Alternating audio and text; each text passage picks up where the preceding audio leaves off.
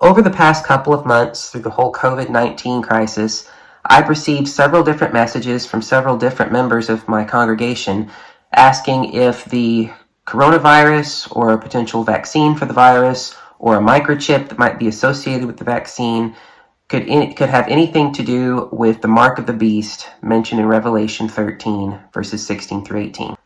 Verse 17 tells us that the mark of the beast is a name or the number of a name. And what it means when it says the number of a name is this process called gematria. Gematria is assigning a numerical value to a name, word, or phrase based upon the letters that are used. See, the Bible was originally written in Hebrew and Greek, and the characters in both of those alphabets double as both letters and numbers.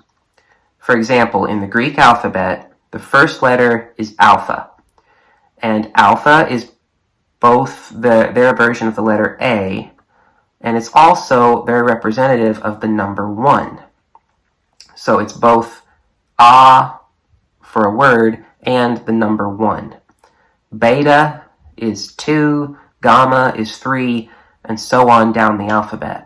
And since every letter is also a number, every single word in Greek or Hebrew has a numeric value to it. For example, the word amen in Greek, you add up each of the letters and it comes to the number 99. The word for Lord, kurios, adds up to 800. The word for love, agape, adds up to 93. Every single word, whether it be a noun, pronoun, verb, adjective, whatever, every single word in Greek or Hebrew has a numerical value attached to it. Now, this wasn't some creepy, clandestine, occultish thing to assign numbers to names. It was common practice. You know how we sometimes carve our initials into a tree or something to say, hey, JC loves LE or something like that? Well, they did the same thing back then, except instead of using initials, they used numbers. We have found graffiti in ancient Greco-Roman cities of Smyrna and Pompeii saying things like, I love her whose name is 731, or I love her whose number is 545. Okay, so the idea of giving a number to a name was very common. The historian Suetonius actually records that the name Nero, after the emperor, has the same numerical value as the phrase, he killed his own mother. And he points out that it's appropriate that Nero's name shares the number of that phrase because it's representative of the kind of character that Nero had. So giving a number to a name was common and normal in that culture. And every name had a number. Jesus was 888.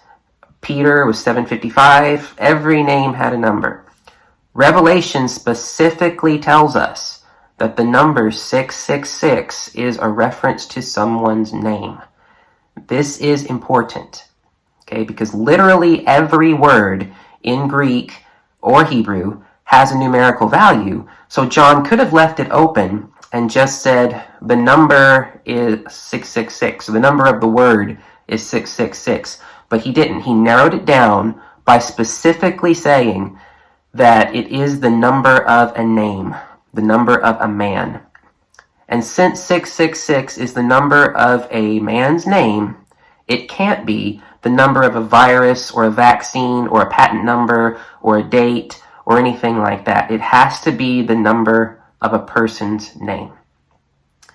Now, before you go adding up the letters in names like Trump or Fauci or Bill Gates or Carol Baskin, know that gematria does not work in English. Okay, you may have seen some videos that try to take the letters in COVID-19 or coronavirus and play with them to make them come out to 666. But playing is all that they're doing because English letters don't have numerical value. We represent our numerals with either Arabic numerals or Roman numerals. Okay, our alphabet doesn't have numerical value like the Greek alphabet or the Hebrew alphabet. So you can't make gematria work in English. Number two, the mark of the beast is most likely symbolic and not a literal mark that people received on their hands or on their foreheads. The reason I say that is because in the very next verse, chapter 14, verse 1, we get a picture of the people of God having the name of the Lamb and of the Father written across their foreheads. And this is an obvious contrast with having the name of the beast written across your forehead. And this whole business about being marked on the forehead is itself almost certainly an allusion to Ezekiel chapter 9. In Ezekiel chapter 9, God gives Ezekiel a vision where God orders for everyone in Jerusalem who is repentant to receive a mark on their forehead, placed there by what appears to be an angel, though he's not called such. And then everyone who does not receive the mark gets slaughtered. Okay, now this was a vision. This didn't literally happen as described. This was a vision given to Ezekiel. And because this almost certainly seems to be an allusion to that, it appears to be more symbolic than literal. The point of both Revelation and Ezekiel is that in the end, those who are repentant and who stay true to God and faithful to God will be spared, while those who worship the beast or the idols or the enemies of God will ultimately be destroyed along with the beast. So whenever you are pressured or threatened, and it's when, not if, you're pressured or threatened economically, socially, or otherwise to deny God or to worship something else, endure and stay true to the end. Number three, it is our heart that determines our status before God, not our bodies. In the Old Testament, God commanded Hebrew men to practice circumcision, the removal of the foreskin. It was a sign of their covenant with God.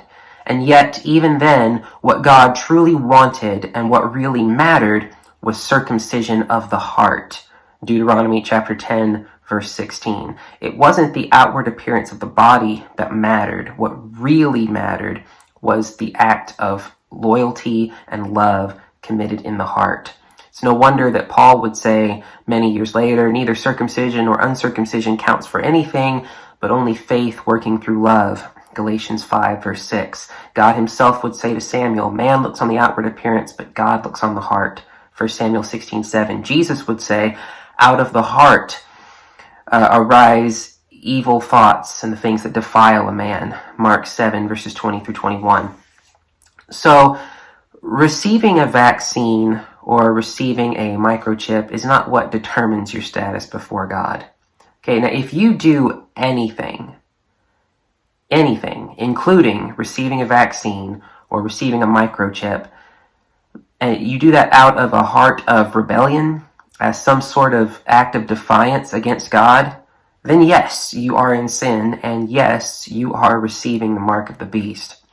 If you put the values of your culture, of your career, of your political party, or even of your family over the commands of God, then you are receiving the mark of the beast. If you cave to pressure, be it economic, social, physical, any kind of pressure against doing the will of God, then yes, you've put on the mark of the beast. But if you receive a vaccine because you want to help stop the spread of a disease, just like we've already done in the past with polio and smallpox and the measles, that's not an act of idolatry or an act of defiance against God. That's an act of love for your neighbor. And love for your neighbor is the second greatest command that God ever gave us. So let's not be overly worried or concerned about physical things that might happen to our bodies. Let us focus on having hearts that are right and pure before God.